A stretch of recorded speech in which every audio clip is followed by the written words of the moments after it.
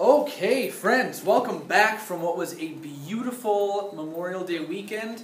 I hope you enjoyed yourselves. I hope you got to spend some time with family. I hope you spent some time reflecting on the meaning of the weekend and why we remember and who we're remembering. I certainly did. I got to go down to, with my wife, my beautiful wife, and a really good friend of ours, my best friend. And we got to go down to the Naval Yard over at the waterfront and visit some of the monuments and everything over there. So really beautiful time, got some really great pictures, and yeah, just an overall restful weekend, and I hope it was for you too. Today what we started working on, now that we're back in the classroom, now that you've all handed in to me, well, most of you have handed in to me your research papers, which I have to say I'm proud of you guys. Only 4 people did not hand them in to me. Only 4. I'm used to having like almost 40 people not hand stuff into me. So I'm really proud of you guys. Keep that going through the end of the year. It's really gonna serve you well as we move into being 8th graders. So now that we're back in the classroom, we're still working on the computers because I've cleverly and punnily, yes, pun like play on words, titled this online review, because you can submit work to be published on an online review, which is really just a collection of writing samples people have sent in that have been published, just not in an actual book.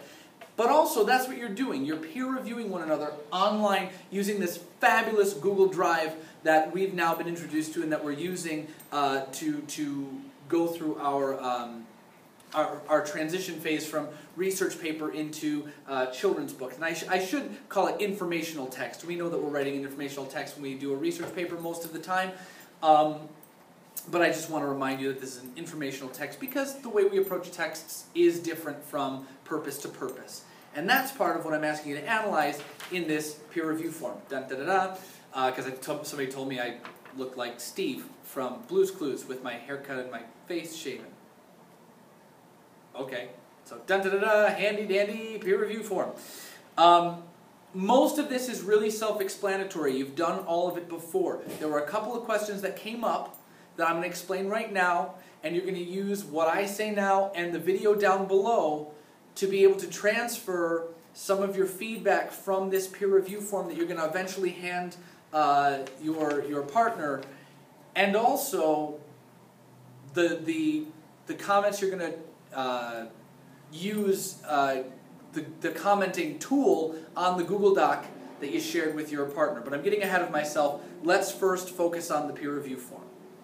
So this peer review form, most of it is the same. And also, some of yours may have had some typos. This is one of the issues with Google Docs sometimes, is that when you give multiple people permission to edit something, sometimes they'll edit it for their purposes and then they won't change it back.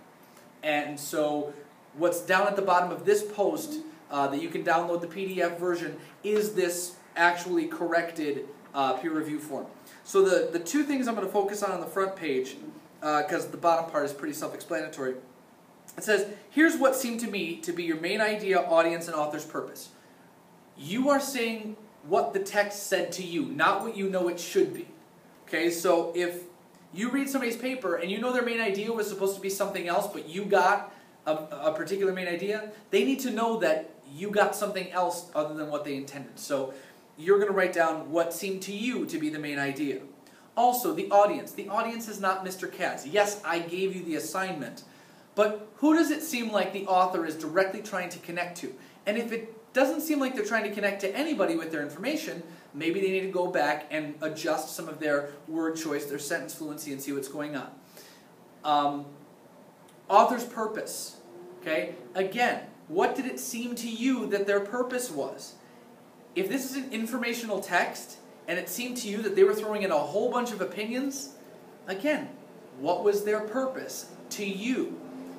Yes, their purpose was to inform somebody of this and that, but if they're putting in too many opinions, or they were trying to persuade you of something, and it seemed a little bit more like a commentary, an opinion piece, or a persuasive article, you need to let them know that because they're going to need to alter that. So that's that piece of explanation.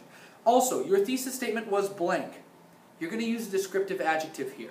Maybe their thesis statement was incomplete. Maybe their thesis statement was misleading. Maybe their thesis statement was absent, but you're going to give a descriptive adjective there, not just copy their thesis statement. Your thesis statement was, if it was appropriate or perfect, explain why.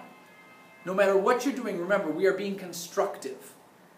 We are not being destructive. We are not saying something sucked. We are not saying something was good. Because again, whether you're on that end of the spectrum or the other end of the spectrum, it's not helpful. You need to be specific. Onto the back, because, upside down.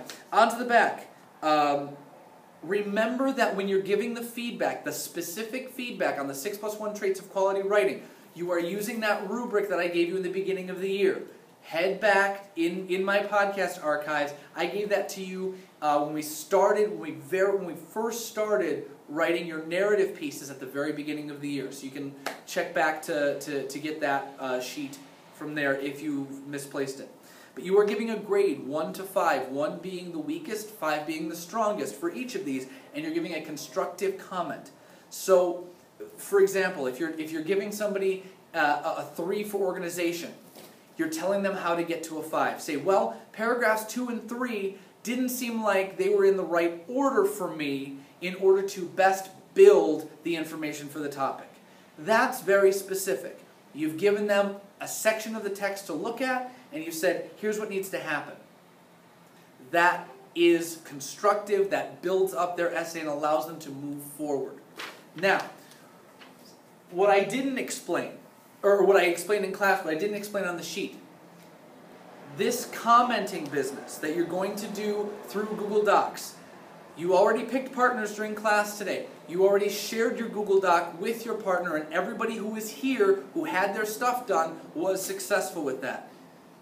It's the same thing as you did when you shared it with me. If you weren't here today, you're going to share it with somebody else, and you're going to make sure you choose Can Comment when you invite them via their email address that they got that's just like yours. Again, if you need any help with this, stop by and see me. If it's confusing to you the way I just said it, stop by and see me. But you're going to watch the video down below to show you how to leave highlighted comments, because what you're going to do is you're going to take the 6 pieces of constructive criticism you gave on your peer review form for their 6 traits of writing. You're going to highlight specifically in their piece and give them a comment. You right-click on the button. It's clear in the video, but you right-click on your mouse, you click comment, and that highlighted piece will stay highlighted, and you'll be able to say, in this paragraph, I think you can vary your sentences a little bit more to be more fluent.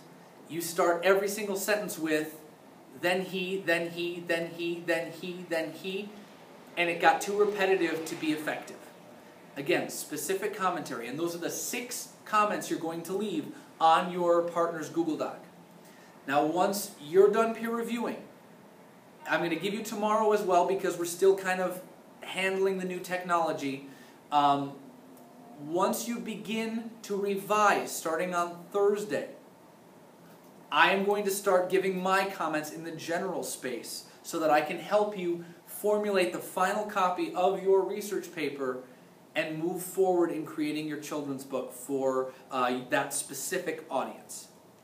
Again, if you have any questions, the rest of the period we just spent actually starting the peer review. So if you don't have a partner yet because you either weren't finished or you weren't here, just make sure you make that clear at the beginning of class tomorrow, because I'm going to let you get right to work as a work period. So if you're sitting there and you're like, I don't know what to do, hopefully you watch this video, you come to me right at the very beginning. Okay? Have a great day. I'm so excited for this tool because I think you're starting to see all of the possibilities here. And as such, part of your homework tonight was, if you get the chance, keep working on your partner's peer review, because now you have access to their work anywhere you go that has internet, and you don't have to worry about accidentally losing their stuff because it's all saved on the cloud, this wonderful thing we call the cloud, this internet storage. Super excited. Enjoy the rest of your day. It looks like it's not actually going to rain, which would be really great because the weather said it was going to rain, and I think we've had enough of it. So enjoy your day, and I will see you guys tomorrow.